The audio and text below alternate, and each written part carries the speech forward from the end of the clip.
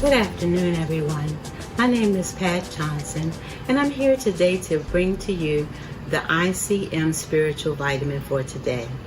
I thank God for being here, and I thank God for my pastor, Bishop Jonathan Wallace, and our First Lady, Betsy Wallace, and I say greetings to the entire ICM family. My scripture text today will be coming from Daniel, the 3rd chapter.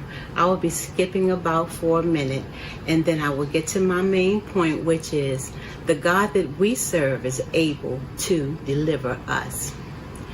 Daniel, verse 1 begins, Nebuchadnezzar the king made an image of gold, whose height was 80 cubits, and the breadth thereof 6 cubits. He set it up in the plain of Dura, in the province of Babylon. Skipping down to verse 3, then the princes, the governors and captains, the judges, the treasurers, the counselors, the sheriffs, and all the rulers of the province were gathered together unto the dedication of the image that Nebuchadnezzar the king had set up. And they stood before the image that Nebuchadnezzar had set up. Then an herald cried aloud, to you it is commanded, O people, nations, and languages, that at what time that ye hear the sound of the cornet, the flute, the harp, the sackbut, the psaltery, the dulcimer, and all kinds of music, ye fall down and worship the golden image that Nebuchadnezzar the king hath set up. And whoso falleth not down and worshipeth shall the same hour be cast into the midst of a burning fiery furnace. I'm skipping down to verse 12, and it says, there are certain Jews whom thou hast set over the affairs of the province of Babylon, Shadrach, Meshach, and Abednego. These men, O king, have not regarded thee. They serve not thy gods, nor worship the golden image which thou hast set up. Then Nebuchadnezzar in his rage and fury commanded to bring Shadrach, Meshach, and Abednego. Then they brought these men before the king. And I'm skipping down to verse 16. Shadrach, Meshach, and Abednego answered and said to the king, O Nebuchadnezzar, we are not careful to answer thee in this matter.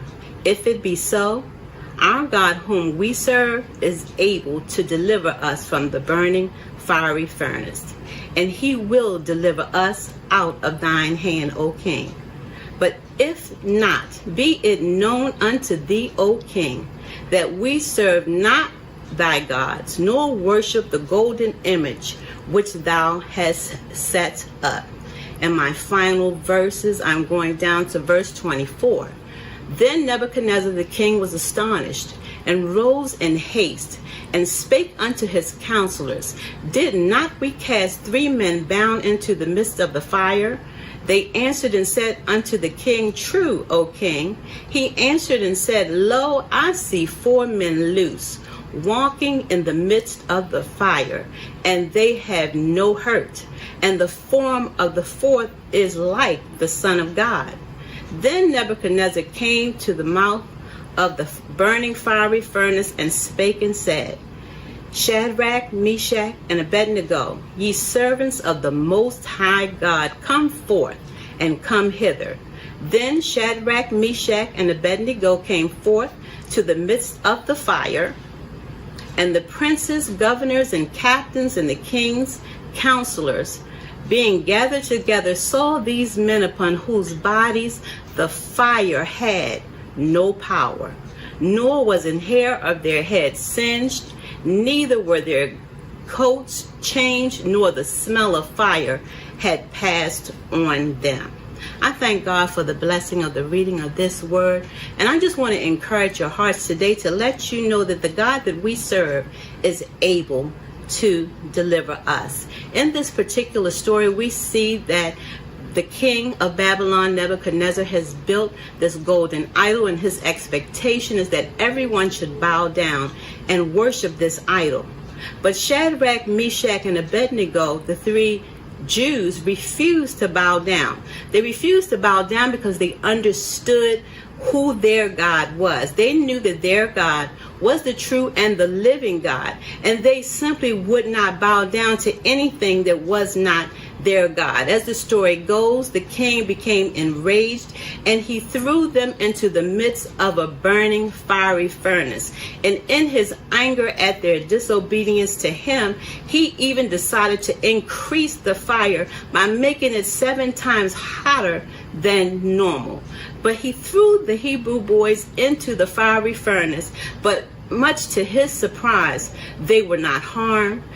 Nothing happened to them, and God got into the fire with them. People of God, I know we're going through many uncertainties in this season. We're going through things that we have truly never seen before. We're dealing with all kind of issues and problems that we never saw coming. But the thing to be encouraged about today is to know that the God that we serve is able to deliver us.